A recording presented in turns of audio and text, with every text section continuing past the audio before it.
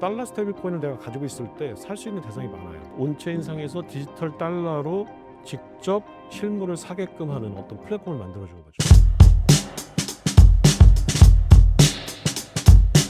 네, 안녕하세요. 경제 스토리텔러 김창익 작가입니다. 오랜만에 뵙고요.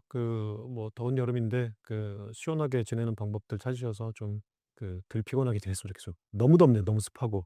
오늘 여러 가지 얘기해 보겠습니다. 반갑습니다. 같은 비트코인을 보유하고 있는데도 시간이 지날수록 투자 결과가 달라지는 이유는 무엇인가요?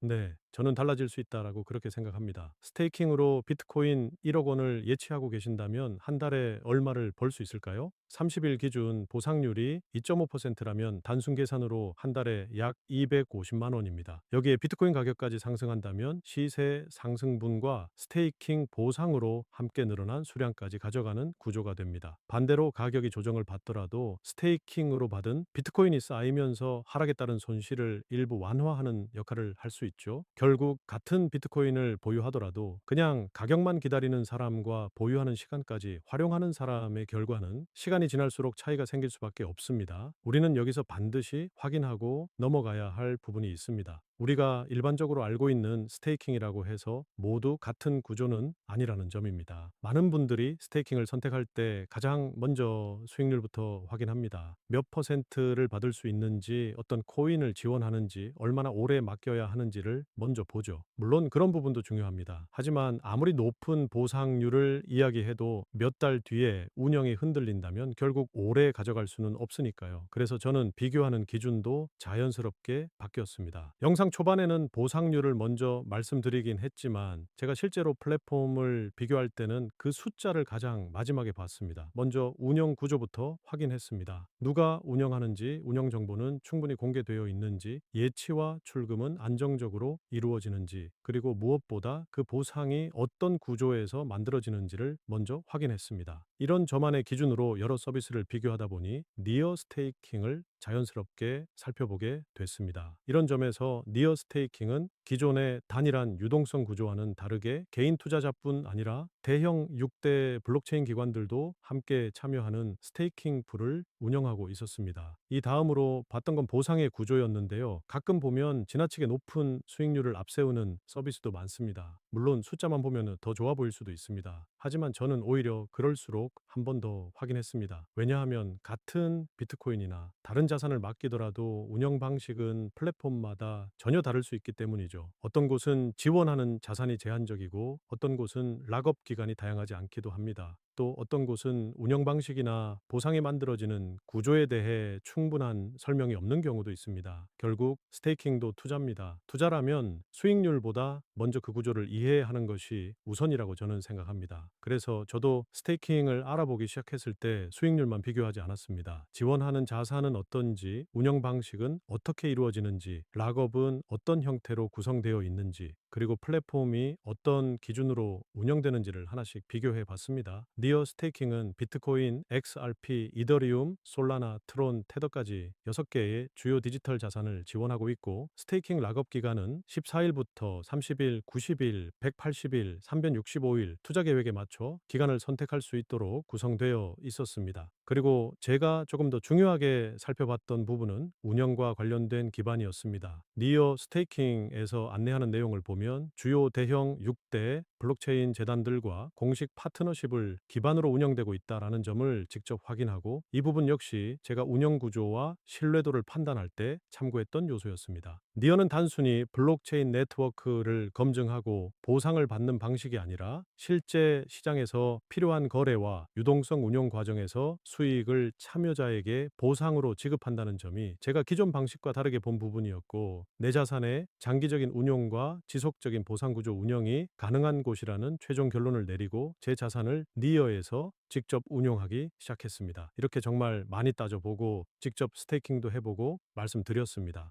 왜냐하면 투자는 결국 얼마를 준다는 숫자보다 그 숫자가 어떤 구조에서 나오는지를 이해하는 것이 먼저이기 때문이고 우리는 장기 투자에서는 좋은 자산을 선택하는 것도 중요합니다. 하지만 그 자산을 어디에서 어떤 방식으로 운용할 것인지는 투자 인생의 결과를 나눌 중요한 투자 판단이라고 생각합니다. 비트코인은 앞으로도 그래왔듯이 계속 상승과 변화와 조정을 반복할 것입니다. 그 부분은 누구도 정확하게 예측할 수 없습니다. 하지만 장기 보유를 선택했다면 그 시간을 남들과 다르게 활용해서 수량에서 앞서 나갈지는 충분히 고려하고 선택할 수 있는 영역입니다. 그래서 스테이킹을 고려하고 계신다면 수익률만 비교하기보다 운영 구조까지 함께 비교해 보시길 권해드립니다. 니어 스테이킹에 대한 공식 자료와 운영 구조는 더보기란과 고정 댓글에 함께 남겨두었으니 직접 확인해 보시고 충분히 비교한 뒤 판단하시기 바랍니다.